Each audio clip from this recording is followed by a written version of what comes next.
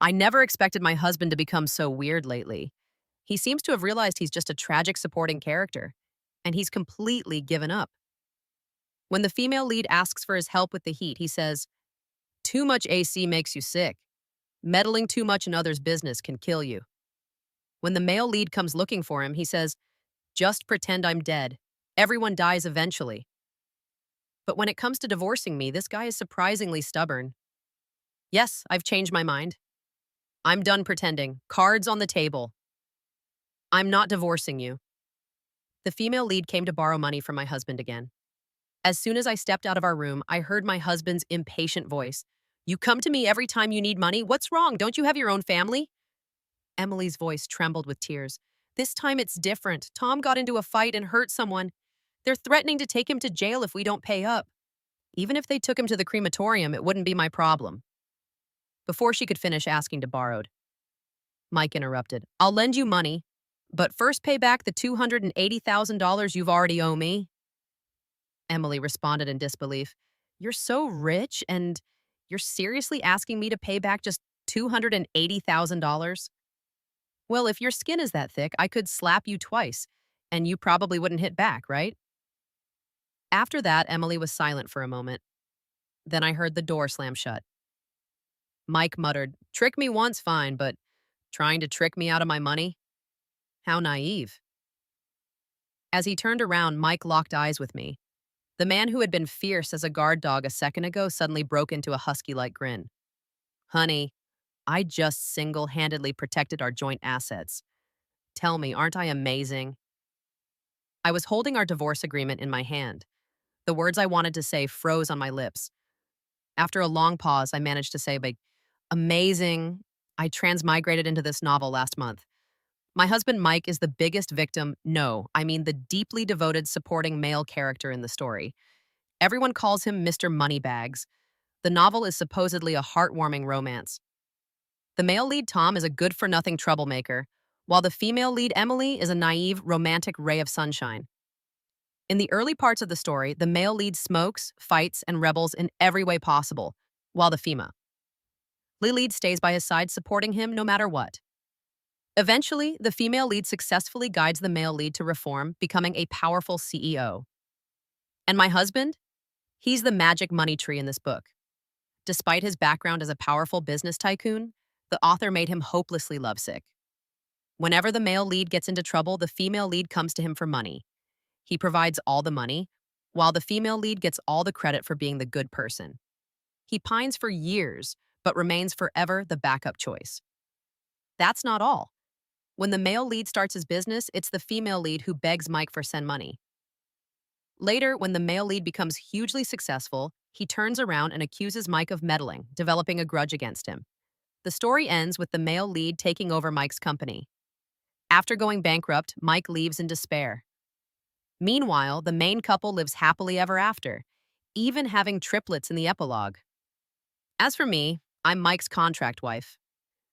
Years ago, when our sweet, naive female lead realized Mike's feelings for her, she tearfully apologized, saying she only saw him as a brother and wanted to distance herself from him. Our devoted backup, in order to ease her concerns and stay in her life, quickly found me, a contract wife, and married me. Sure enough, Emily believed it and thought Mike no longer had feelings for her, so she resumed contact with him. When I arrived in this world, our contract had just expired. According to the original plot, after I take the money and leave, the story continues without me. After all, I'm just an extra who only appeared in 3 chapters of a novel hundreds of thousands of words long. But I never expected that just as I was preparing for divorce, Mike would become self-aware. He seems to know he's just a tragic supporting character, and he's given up trying. He stopped lending money and refused to divorce me. The once cold and distant business tycoon has even started cursing and acting self-destructive. One night, as I was about to fall asleep, my bedroom door suddenly opened.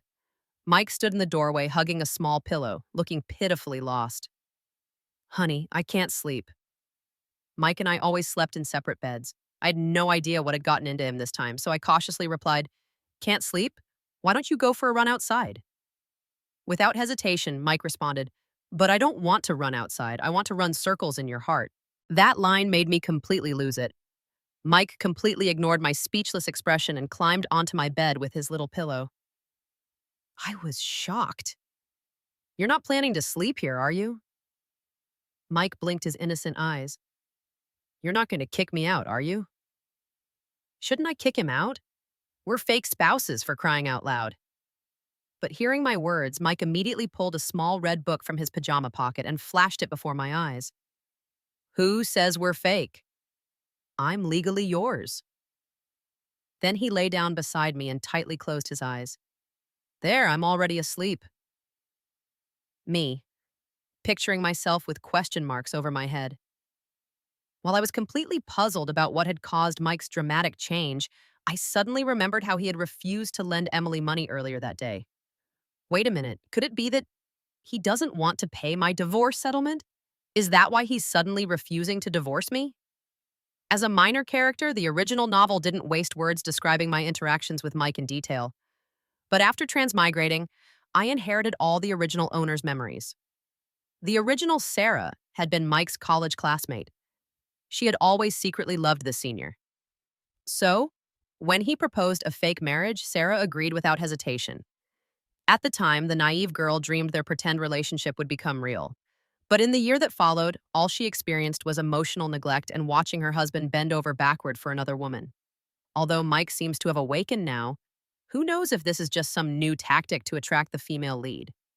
After all, who can predict the twisted logic of romance novel authors? Thinking about this, I felt I should finalize our divorce quickly and completely distance myself from all the key characters in the original story. While I was still looking for an opportunity to end our contract, I encountered Emily again. After work one day, I found the girl crouched outside my door. She was curled up, looking utterly pitiful. Hearing footsteps, she spoke tearfully. Mike, you're finally back. Before finishing, she realized it wasn't him and immediately lowered her voice by 8 degrees. Oh, it's you? Her facial expression changed as quickly as Mike's did. I rolled my eyes. You're crouching outside my home and you're asking why it's me? If you're suffering from brain atrophy and can't find your way home, I'd be happy to call the police for you. This isn't your home, it's Mike's home. She stood up like an agitated little beast. Did you say something to Mike to make him refuse to lend me money? He works hard to earn that money. What right do you have to interfere? Talk about blaming others for your own problems. From childhood until now, I've never had someone point fingers at me like this. Oh, so you know the money is earned by your Mike and has nothing to do with you. With Mike not around, I completely let loose.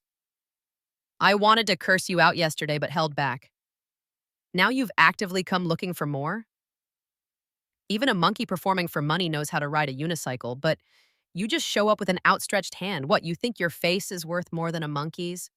Young and not working, just thinking about getting handouts without lifting a finger. And Mike this, Mike that. Does your father know you're out here claiming random men as your brothers? Have you counted how many hats you've put on your father's head? You? What you?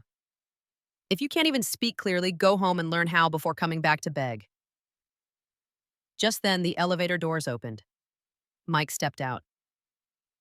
Emily looked like she'd found her savior, and 2 streams of tears immediately rolled down her cheeks. Mike, you have to stand up for me. I turned my head and met the man's cryptic gaze. I wasn't sure how much of our conversation he had heard. My heart sank a little. The original Sarah had been gentle, shy, and timid. That was the main reason Mike had chosen her as his contract wife years ago. Worried about breaking character, I had been very careful with my words and actions since arriving, afraid Mike would notice something was off. Today, I'd probably ruined everything. But I quickly calmed down. After all, I didn't want to continue this life anyway. Whatever happens, happens.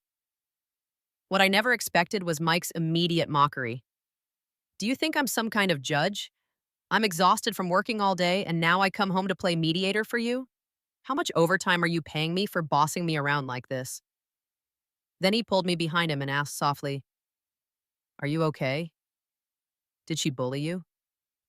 Emily was the one crying, yet he was asking about me. Hearing this, Emily became even more devastated. Mike, she insulted me. What insult? My wife was just stating facts. He then took out his phone. Someone's trying to extort money at my doorstep, and my wife is nearly scared to tears. What are you security guards doing? How do you let just anyone in? Come up here and remove this person immediately. Mike? Mike's face darkened. I'm petty and vindictive. If you harass my family again, don't blame me for being unkind. When we got home, I thought Mike would ask about what had happened, or at least be suspicious about my sudden personality change. But it seems I was overthinking things. Not only did Mike never mention the incident again, he became even more attentive toward me.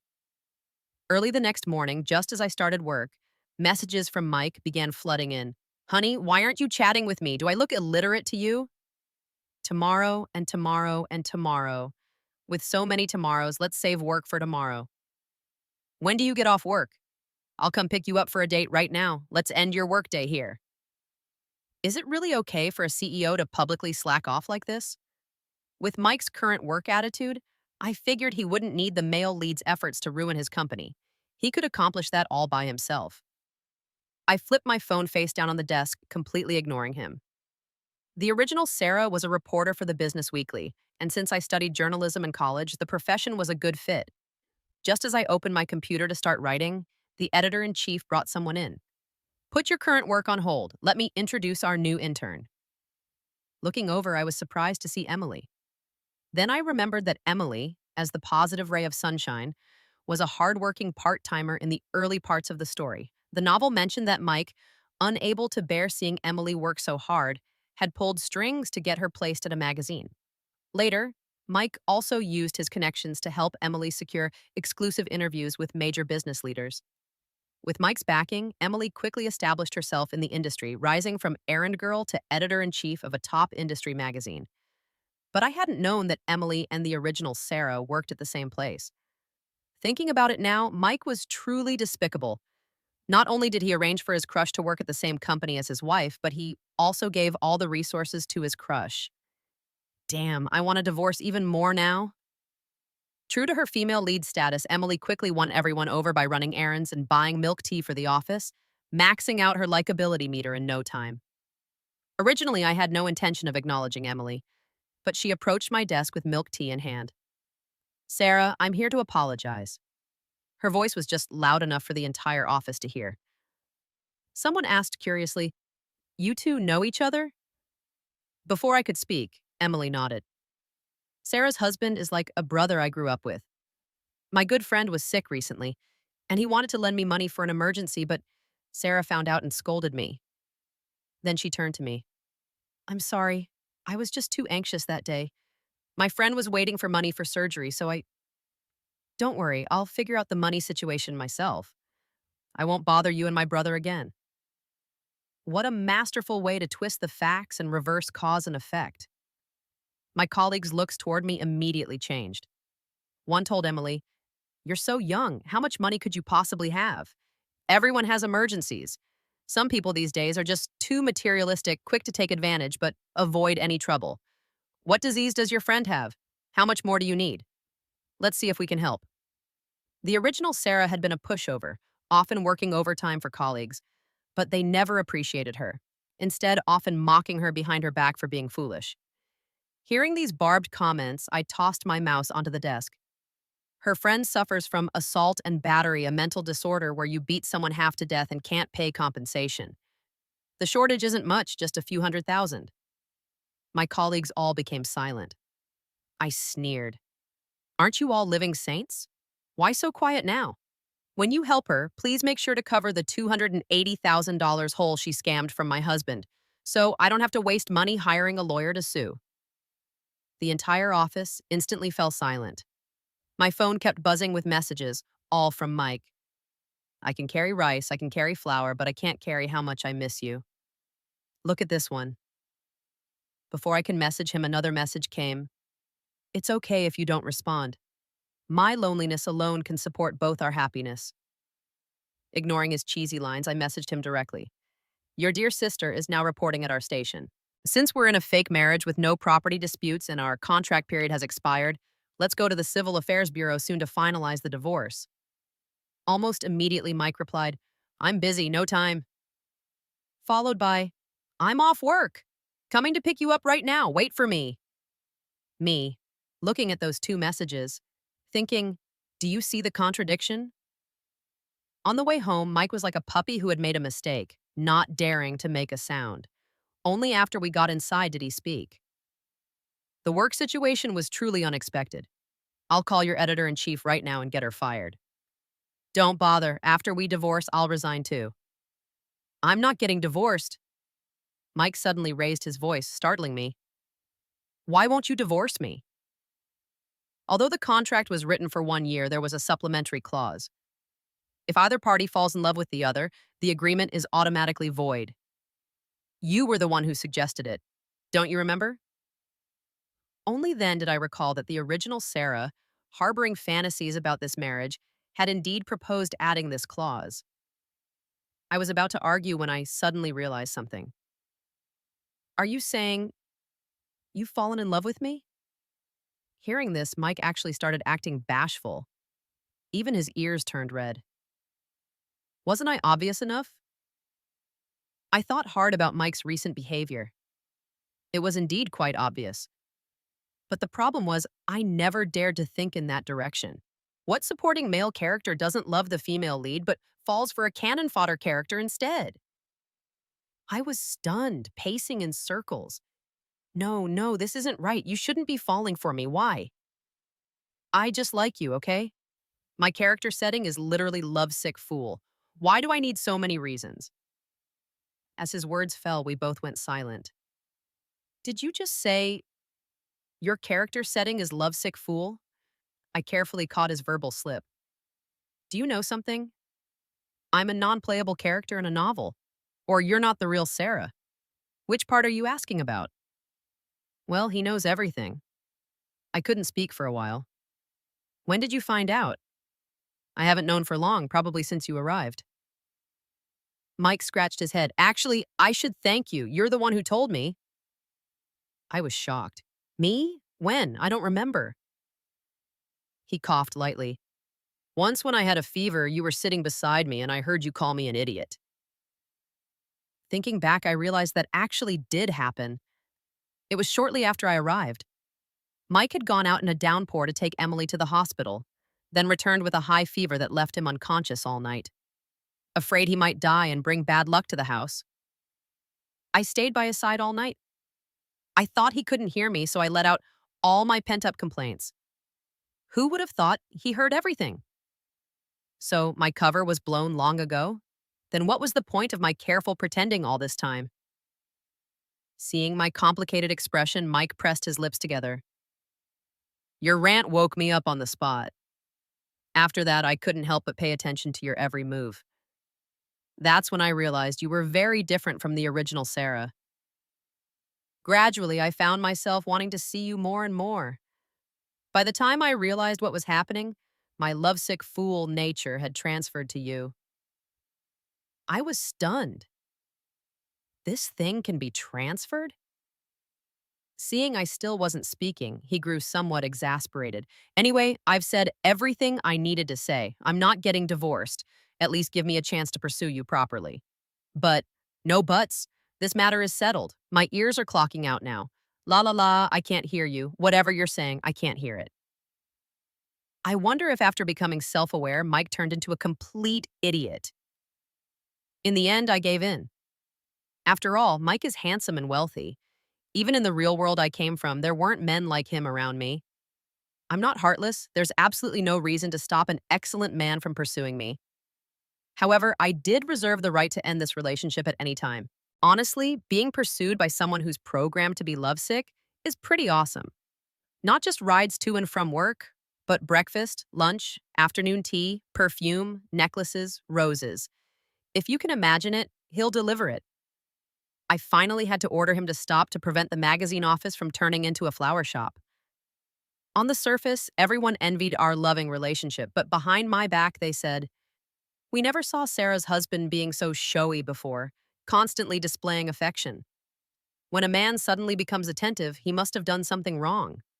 Look at her, still all pleased with herself. Mike's identity was special, and since we were in a contract marriage, my colleagues only knew I was married, but didn't know my husband was this powerful business tycoon. The only person who knew my husband's identity was Emily, but she would never bring it up since it would only make me look good. Hearing colleagues whispering, Emily went over to ask, "Has Sarah's husband never given her gifts before?" "No, not at all. At first, we didn't even know she was married. We only found out from her information form." "So he only started showing affection after I arrived?" Emily asked. The colleague paused. "I guess so." Emily's face broke into a sweet smile. "Thank you, I understand now." I was standing behind the door and overheard their conversation. Emily's expression made my lip twitch. This girl couldn't possibly think Mike's affection toward me was meant to provoke her and attract her attention, could she? But our female lead really was that confident. That day during a staff meeting, the editor-in-chief proposed adding a new section to enhance the magazine's industry influence. The content would mainly revolve around exclusive interviews with business leaders, along with market trend analysis. The problem was that most well-known entrepreneurs had already been interviewed extensively. Writing about them again wouldn't uncover anything new. The first issue would be crucial, directly determining whether this section would continue. While everyone was discussing potential business leaders to feature, I suddenly raised my hand. "Editor, what about Mike Johnson?" The editor's eyes lit up. Then he shook his head. "Mike definitely has the stature, but unfortunately, he never accepts interviews. We probably couldn't get him." Emily glanced carefully at me. "What about Sarah? Couldn't she help?" Everyone turned to look at me, confused about why I was suddenly being brought into this. I smiled politely. "Yes, I don't have that kind of influence," and Hearing this, Emily's lips quirked upward almost imperceptibly. Then she said, "Well, let me try. Editor, if I can secure an interview with Mike, could I become a permanent staff member?" Before the editor could speak, I laughed lightly. "If getting an interview means becoming permanent staff, then if you fail, will you leave?" The colleagues who had been gossiping behind my back immediately defended Emily. "Sarah, why are you being so harsh? If Emily is saying this, she must have a plan. Why discourage an intern's enthusiasm?" I twirled my pen and smiled. "I was just joking. Why so serious? You all have made plenty of jokes at my expense. Behind my back, did I take those seriously?" The colleague's face darkened. Before they could explain, I closed my notebook. "Everyone try to get whoever you can. May the best person win." In reality, this interview opportunity wasn't just important to Emily, it was important to me, too. If I remembered correctly, this new column was not only a turning point for Business Weekly magazine, but also a turning point in the female lead's career. In the original story, Emily, just like now, volunteered as an intern during this meeting. Given her special relationship with Mike, she easily secured his interview. Not only that, but Mike personally helped edit her article. With this article, she shot to fame, successfully became a permanent staff member, and later became the head of this column. Business Weekly also became a top industry analysis magazine thanks to this column, and later even launched a series of TV programs. I naturally didn't want to let go of such a good opportunity. However, unlike Emily, Mike wasn't my first choice. I have to say, Emily was very proactive. The meeting ended that day, and by evening, Mike had received Emily's call. At the time, Mike was outside my bedroom door with his little pillow, trying to bargain his way in. "We're legally married. Why won't you let me in?" "I'm going to file a complaint with the Women's Federation." Filing complaints with the Women's Federation, the nerve of this guy. Ever since he pretended to have insomnia and slept in my bed that night, he completely tore up our separation agreement. He unilaterally moved himself in. I refused. "If I remember correctly, you're still in the pursuing me stage. That doesn't conflict with this. My plan is to make you fall in love with me over time. This is part of my pursuit." Ha! Don't think I can't tell that's a suggestive pun. While we were arguing, Mike's phone rang. When he saw who was calling, his brows immediately furrowed. From his expression, I knew exactly who it was. "You should answer it. Your dear sister made a bold promise to the editor today that she would secure an interview with you. I already said we should get her fired, but you stopped me. Now we have all these problems." Mike grumbled, then suddenly realized, "Interview? What interview?" So I briefly explained what had happened that day. Mike wasn't happy. Why did you say you don't have the ability? I'll have my secretary schedule a time right now. Come to my company tomorrow and we'll secure this interview. Is that really the point here? That won't be necessary. I hesitated for a moment before saying, I wasn't planning to interview you.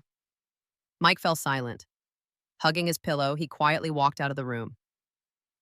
Mike was angry. The reason was that for this interview, he wasn't my first choice. My chosen subject was named Wilson Chen, an old school business tycoon. He was among the first wave of entrepreneurs investing in stocks and promoting the development of the real economy. Now in his 70s, getting an interview with him would be very difficult. But whether for work or personal reasons, I wanted to meet this respected elder. That night, Mike slept separately from me for the first time ever. Although he still drove me to work the next day, he didn't bother me all day, and when he picked me up after work, he wore a sulky expression. He made sure I could tell he wasn't happy. I laughed and poked his shoulder. Weren't you the one who said you don't do interviews? That's for other people's interviews. Are you other people? I was saving my first time especially for you, and you don't even want it. My heart is now so shattered that even a QR code scanner couldn't read it. What is he even talking about? So, do you have detailed information about Mr. Chen? I asked. Online resources were limited, and to invite the old gentleman out of retirement, I needed to be thoroughly prepared.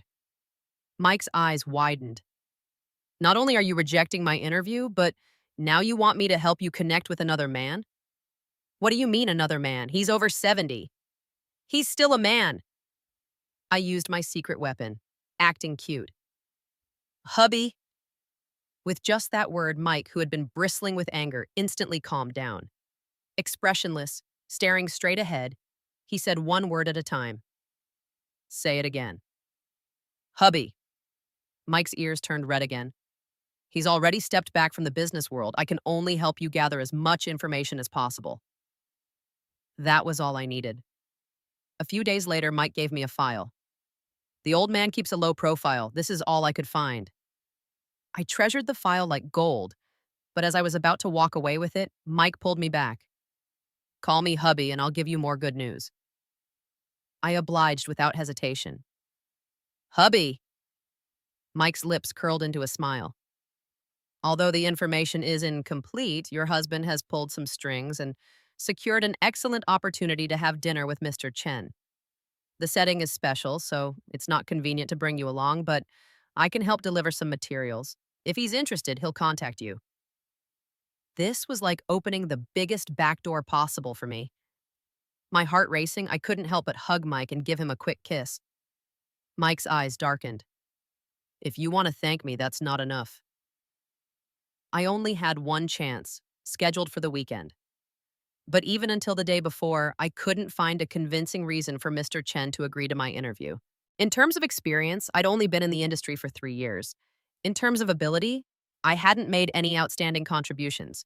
He had rejected Time magazine back in the day. Why would he agree to our magazine? Seeing my worried face, Mike put his arm around me.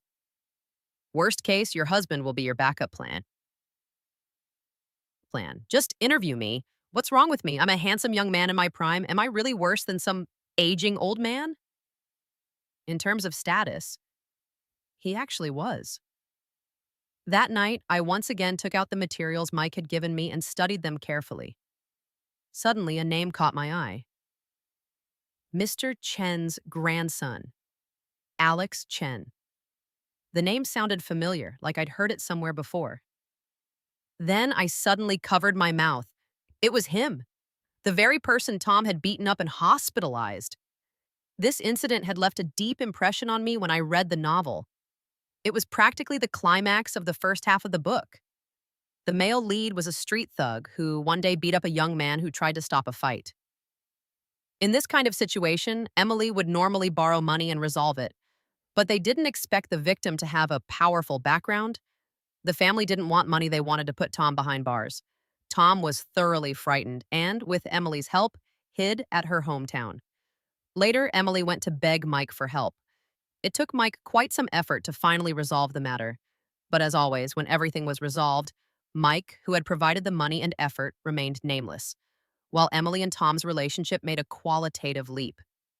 Tom also reformed because of this incident and began his entrepreneurial journey. Calculating the timeline, it seemed like this was shortly after Tom had assaulted someone. So, when Emily came to borrow money from Mike recently, it must have been for this. Initially, they probably thought money could solve everything. I quickly wrote down an address and stuck it on a post it note at the top of my prepared interview questions. I instructed Mike, make sure to tell Mr. Chen that this person must be brought to justice. What heartwarming romance. What prodigal son returning to the right path? He's just a criminal.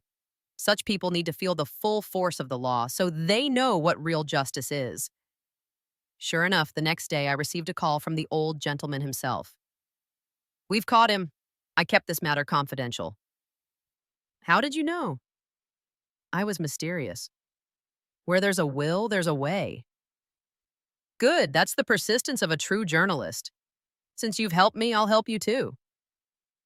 The news that I had secured an interview with the business titan exploded like a thunderbolt at the magazine. The editor-in-chief was so happy he couldn't close his mouth.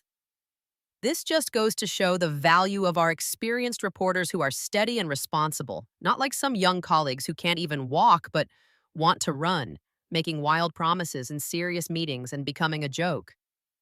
Emily kept her head down, her eyes red. Indeed, forget about the interview, Mike hadn't even answered her calls. She had become a complete joke. But I didn't kick her while she was down. After the meeting ended, as I walked out, Emily cornered me at the door. Don't get too smug. Mike didn't agree to your interview either. He's always loved me. If I hadn't rejected his confession back then, he wouldn't have married you just to create distance between us. Hearing this, I was briefly silent. So she knew everything all along, pretending to be clueless while comfortably enjoying Mike's kindness? I gave Emily a thumbs up. You really are uniquely refreshing in your two-faced behavior, bold, unashamed, and utterly without conscience. Getting Mr. Chen to come out of retirement was largely thanks to Mike's help. He used this to shamelessly ask for a ton of rewards from me. One night, just as I was falling asleep, I was awakened by his phone ringing. I impatiently kicked him. Mike drowsily answered the phone with his eyes closed. Then a woman's crying came through the phone speaker in the quiet night, making me shudder. This is the bar. Is Ms. Emily your friend? She's drunk and refuses to go home, just sitting here crying out your name. We're closing soon, so please come pick her up. In the background, Emily could be heard wailing. Mike, have you really abandoned me? Have you really abandoned your little Emily? It was like watching a drama. Mike impatiently said, if someone's lost, call 911. If someone's dying, call 911. I'm sleeping. Goodbye. Then he promptly turned off his phone and hugged me, ready to continue sleeping. I poked him. You're really not going? She's a young woman alone. What if something happens to her? I have no moral compass. Don't try to guilt trip me. Mike snorted. Besides, if she's unconscious, how does she know to have someone call me? I may be lovesick, but I'm not brainless. I patted Mike's head. Yes, your clever little brain was only good for sending people money. Tom was sentenced to prison. Mr. Chen was the one who told me the news. 1 year and 2 months. I couldn't believe that the male lead in this novel was really so useless in the early parts. Apart from being good at fighting, he had nothing going for him. No wonder Emily had been looking exhausted lately, making mistakes in her work. I have to say, without Mike as her golden finger, Emily had become quite ordinary. Even the sunniest personality can't stay bright once you enter the workplace. Initially, she interviewed several business elites with enthusiasm, but being a novice without expert guidance, her articles were bland and failed to make any waves. In contrast, after interviewing Mr. Chen, my content was insightful and skillful, attracting everyone's attention. With Mr. Chen's name as a reference, subsequent interview invitations became effortless. Now Mike had to take a number to get on my interview list. To this, Mike responded, I'll take a number for your interview, but not for you. Me. A few months later, Emily resigned. The day she left, I happened to have an interview. When I arrived at the office, she had already packed her things. Seeing me, her face dejected for so long, strangely broke into a smile. Sarah, we'll see who has the last laugh. So weird. I returned to my desk and found my mouse had been moved. Thinking a colleague had accidentally bumped it, I didn't think much of it. But 2 days later, a news story exploded online. Business tycoon's secret marriage exposed. Wife points finger at gold digging woman. The article revealed that while business leader Mike was married, his marriage to Sarah was a contractual arrangement. It not only detailed my personal information, but also claimed I had married Mike solely to benefit from the relationship. My recent interviews with industry leaders were presented as compelling evidence. Of course, the final nail in the coffin was a screenshot of a chat message at the end of the news article. Since we're in a fake marriage with no property disputes and our contract period has expired, let's go to the Civil Affairs Bureau soon to finalize the divorce. From the position of the chat bubble, it was clear the photo had come from my device. I suddenly remembered Emily's parting words and my moved mouse. So she had spied on my computer? One stone created 1,000 ripples. Quickly, the internet exploded.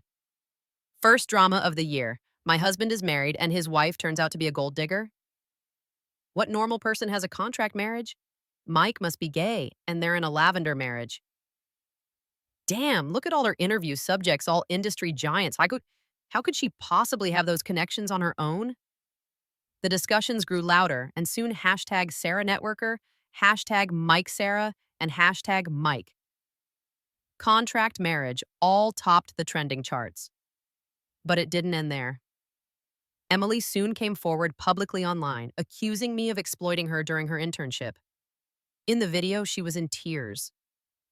Back then, I didn't know Sarah's husband was Mike. In the meeting, she deliberately told me to interview Mike, saying I should get out if I couldn't secure the interview. Her news writing might be terrible, but she was quite skilled at fabricating gossip. Fellow working people immediately sympathized with her story. The comment section was filled with supportive messages. Hugs to you. I've also experienced workplace bullying where they set impossible goals and then imply I'm incompetent when I can't achieve them. Just look at her face. She's clearly not a good person. This gold digger using her husband's power needs to get out of journalism. And she's nothing but a networker herself? Has the news industry become this corrupt? Relevant authorities should investigate her. The situation grew increasingly out of control. I was forced to suspend my work. Even Mike's company's stock was affected. Mike cursed in anger. I'll get someone to delete those posts right now, then send Sarah a legal notice. What garbage we wouldn't divorce even if she died. Do you trust me?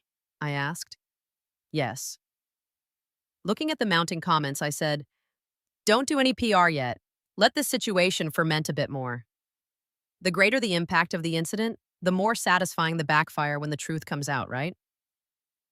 A few days later, I went to the company to retrieve the security footage. As an intern, Emily probably didn't know that due to our special nature of work in journalism, many of the materials we handle involve commercial secrets. Therefore, to prevent unauthorized access, the office not only used key cards, but also installed surveillance cameras. Her suspicious behavior at my computer on her last day was recorded in clear detail. Not only that, but I also compiled screenshots of Mike's past transfers to her later apologies to Mike, her reconciliation attempts, and even her confessions of love. Yes, confessions. She told Mike she regretted her decision and wanted to accept his pursuit. I saved all these messages. On the third day of this citywide scandal, I organized all the materials and uploaded them online with a caption. I will forever reserve the right to sue Ms. Emily for invasion of privacy, unfounded defamation, and failure to repay debts. Mike, who had been holding back for days, immediately reposted my post. My wife and I have a great relationship. Our contractual marriage was my promise and protection to her. I wanted to tell her she had the right to love me and the freedom to leave, but whatever her choice, I would wait for her. I'm also attaching the complete screenshot of our conversation that day. I'm the one who loves her so desperately she will always be my queen. Unexpectedly, Mr. Chen, who rarely went online, registered a new account that same day specifically to repost my statement. I was unaware of her relationship with Mr. Mike. What prompted me to accept Ms. Sarah's interview request was her sense of justice. Revealing the truth is a journalist's most basic quality. After interacting with her, I found Ms. Sarah's views incisive and unique. She has her own insights and perspectives on future market development. Conversing with her was very enjoyable, and I'm also heartened to see today's young people have more ideas than our generation. With Mr. Chen speaking up, many business leaders no longer held back. They reposted to support me, shattering the rumor that I had risen through connections. The tide immediately turned. So it turns out the intern had designs on someone else's husband? How shameless spreading rumors to sabotage someone's marriage because you couldn't get the man. I don't care about anything else. When is she going to pay back the money? She is practically a deadbeat. Am I the only one heartbroken that my husband is such a simp? I can't accept this. In an instant, Emily's reputation was completely ruined. Journalism values factual accuracy above all. After this incident, it became impossible for Emily to enter journalism again. Of course, Mike's reputation as a devoted fool was also cemented. When I returned to work, the colleagues who had gossiped behind my back about my husband cheating all came to greet me. "Oh, Sarah, you were too low-key before. We had no idea your husband was Mike." Mike is my idol. When I entered this field, I dreamed of interviewing him one day. I'm so envious of you. No need to be envious, I smiled slightly. My husband isn't as great as you think. He's always showing off, constantly trying to please me, making me constantly worried he's done something wrong. I can't even feel pleased about it anymore. Colleagues, all thinking you don't have to brag to rub it in. Later, I actually sued Emily. The court forced her to repay the money she owed me and Mike, plus compensation for defaming my reputation. After that, I never saw Emily again. 2 years later, Mike and I held our wedding ceremony. At the wedding, he got drunk and kept talking nonsense when we got home. "I spotted you right away. That little mouth of yours rattling away like a machine gun shot straight through my heart. When I heard you cursing out Emily, I almost wanted to build a shrine to your mouth and burn 3 incense sticks to it daily." "No, that's unnecessary." A few days later, I was shopping at the market when I unexpectedly ran into Emily. She was holding hands with 3 children, dressed sloppily, her figure bloated, nothing like a female lead. The 3 children, about a year old, were crying and making a racket. One had mucus running down his face, apparently having just fallen. His clothes were dirty, and Emily couldn't even clean him up properly. After a moment, a tall man walked over. He was over 6 feet tall and good-looking, but his posture was hunched, and his face showed impatience. "You're so slow. You can't even take care of the children properly." Emily became angry. She let go of the children's hands, put her hands on her hips, and started yelling. "What do you mean, Tom? When I found out I was pregnant with triplets, I wanted to terminate the pregnancy, but you insisted on having them. You said you'd take care of all 4 of us. Now look at you, just got out of prison and can't even find a job. I can't count on you for the children at all. You've never taken care of them for a single day, and now you have the nerve to blame me?" If Emily hadn't called him by name, I would have forgotten there was a male lead in this novel whom I had never met. Looking at him now, he wasn't even that impressive. The current Tom clearly hadn't been healed. Hearing Emily's words, he started cursing. "Did I force you to marry me or beg you to sleep with me? If you look down on me, just say it straight. Don't beat around the bush. Back then, you were always begging that rich kid for money, with no shame at all. Now that he's dumped you, you start throwing tantrums at me. Nobody's going to spoil you anymore. Tom, get your facts straight. Who was I borrowing money for?" They argued more and more fiercely. The 3 children cried in unison. Passers-by gave them a weird looks. Just then, Mike came over with a fish in his hand. "What are you looking at?" "Nothing." Mike didn't think much of it and took my hand. "I'll make you boiled fish tonight. This time, I've received expert guidance. Your husband is going to show you what it means to reach new heights." I laughed softly and turned to kiss Mike's cheek. "What's wrong?" he asked. I shook my head. "Nothing. I just think some people are dealt a great hand but ruin it through their ill intentions. The female lead has been reduced to an extra. And some people who start as extras can rise to become true queens through their own efforts." Mike squeezed my hand. "You're absolutely right, my queen.